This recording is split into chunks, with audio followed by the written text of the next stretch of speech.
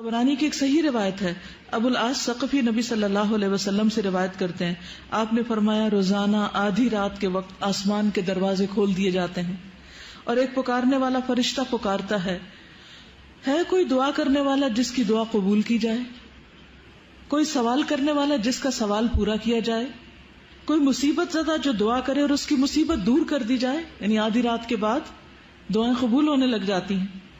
اللہ عز و جل ہر دعا کرنے والے مسلمان کی دعا قبول فرماتا ہے سوائے زانیہ کے جو اپنی شرمگاہ کے ذریعے غیر مرد کو سیراب کرتی. زانیہ عورت جو مرد کا دل بہلاتی ہے زنا کے ذریعے، اس کی دعا نہیں قبول ہوتی. پھر زنا کرنے والے لوگ خود اپنے آپ کو اللہ کے عذاب کا مستحق بنا لیتے ہیں. عبداللہ بن عباس کہتے ہیں رسول اللہ صلی اللہ علیہ وسلم نے فرمایا جب کسی بستی میں زنا اور سود عام ہو جائے تو گویا اس بستی کے لوگوں نے اپنے آپ کو اللہ کے عذاب کا مستحق بنا لیا کہ ان پر کسی بھی طرح کا عذاب آ جائے. پھر اسی طرح زانی کو دنیا میں بھی اللہ کی طرف سے سزا مل کے رہتی ہے. یعنی ایک ایسا جرم ہے کہ جس کی سزا دنیا میں بھی ملتی ہے.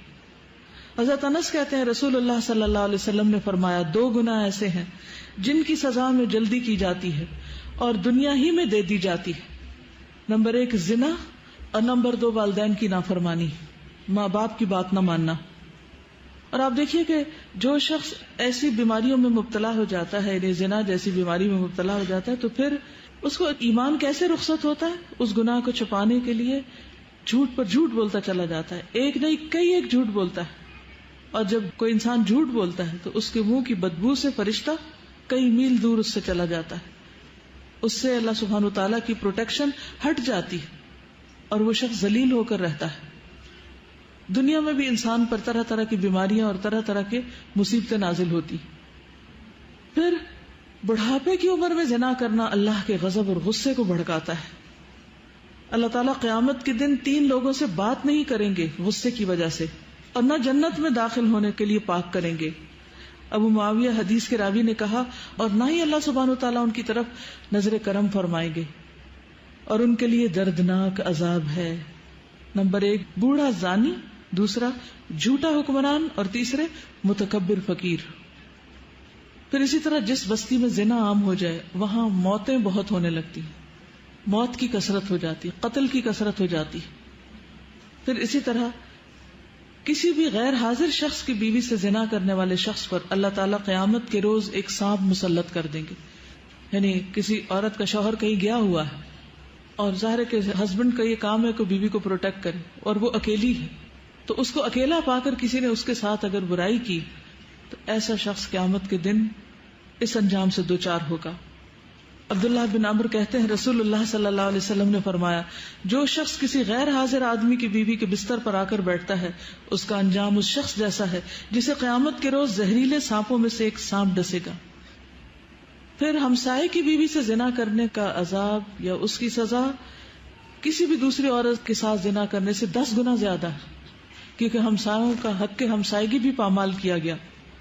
حضرت مقداد بن اسرد کہتے ہیں رسول اللہ صلی اللہ علیہ وسلم نے اپنے صحابہ سے دریافت فرمایا زنا کے بارے میں تمہارا کیا خیال ہے؟ صحابہ نے عرض کی زنا کو اللہ اور اس کے رسول نے حرام قرار دیا ہے، لہذا وہ قیامت تک حرام ہے. پھر آپ صلی اللہ علیہ وسلم نے صحابہ کرام سے فرمایا ایک آدمی اگر 10 عورتوں سے زنا کرے تو یہ گناہ اس سے کم ہے کہ آدمی اپنے ہمسائے کی بیوی سے زنا کرے. ہمسائے کی بیوی سے زنا ایک تو حق ہمسائیگی پامال ہوتا ہے، اس کے علاوہ کیا وجہ ہے کہ اس کو کیوں زیادہ برا کہا گیا؟ اعتماد کا رشتہ ہوتا ہے اور ساتھ ساتھ گھر ہوتے ہیں نا، تو سارے راز معلوم ہوتے ہیں، کس دن کون اکیلا ہے، کون گھر میں ہے نہیں ہے. پھر اسی طرح تانک جھانک کے مواقع بھی ہوتے ہیں اور کئی طرح کی خرابیاں اس میں آ جاتی. کسی بھی وقت پیس آف مائنڈ نہیں رہتا، انسان ایک خوف کا شکار رہتا ہے. کیا آپ کو پتا ہے کہ آخرت میں ایسے شخص کا انجام کیا ہے؟ کسی کو معلوم ہے؟ جو دنیا میں زنا کرتا ہے قیامت کے دن اس کا انجام کیا ہے؟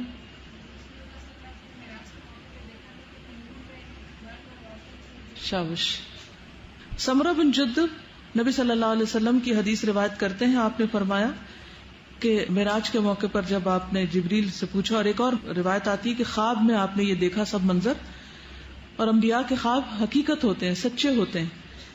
تو انہوں نے جبریل اور میکائیل سے پوچھا کہ جو مناظر آپ نے مجھے دکھائے ہیں، ان میں سب سے پہلے جس شخص پر آپ کا گزر ہوا اس کے جبڑے، نتنے اور آنکھیں گدی تک لوہے کے آلے سے چیری جا رہی تھی، تو یہ کون تھا؟ تو بتایا گیا یہ وہ شخص تھا جو صبح کے وقت گھر سے نکلتا، جھوٹی خبریں گھڑتا جو آنن فانن ساری دنیا میں پھیل جاتی، اور اب میڈیا کے ذریعے ایک جھوٹ پوری دنیا میں کروڑوں بار ملٹی پلائی ہو جاتا ہے. اور ننگے مرد اور عورتیں جو آپ نے تنور میں جلتے دیکھے، کتنا ٹائٹ ہوتا ہے، وہ زانی مرد اور عورتیں تھیں، یعنی دنیا میں زنا کرنے والے مرد اور عورتیں اس تنور کے اندر آگ میں جل رہے تھے. اور تیسرا شخص جو خون کی ندی میں غوطے کھا رہا تھا، جس کے منہ میں بار بار پتھر ڈالے جا رہے تھے، یہ وہ شخص تھا جو دنیا میں سود کھاتا تھا. تو آپ دیکھیے کہ یہ ایک ایسی بیماری ہے، ایک ایسی خرابی ہے کہ جس کو افسوس کے ساتھ کہنا پڑتا ہے کہ اس مسلمان معاشرے میں اب آزادی کے نام پر خرابی بھی نہیں سمجھا جاتا. یعنی ایک وقت تھا کہ جب اسے ایک بہت ہی بڑی برائی سمجھا جاتا تھا، اور کوئی شخص اگر ایسی برائی کے قریب سے پھٹکتا تو اس کو ایک ذلت کی نگاہ سے دیکھا جاتا تھا، اسے ذلت اور رسوائی کا سامنا کرنا پڑتا.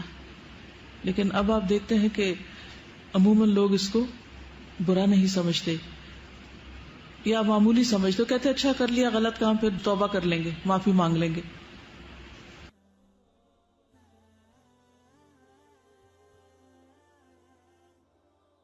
ویڈیو کے نیچے سبسکرائب کے بٹن پہ کلک کریں، بیل کے آئیکن پہ کلک کیجیے تاکہ ہر نئی ویڈیو کی نوٹیفکیشن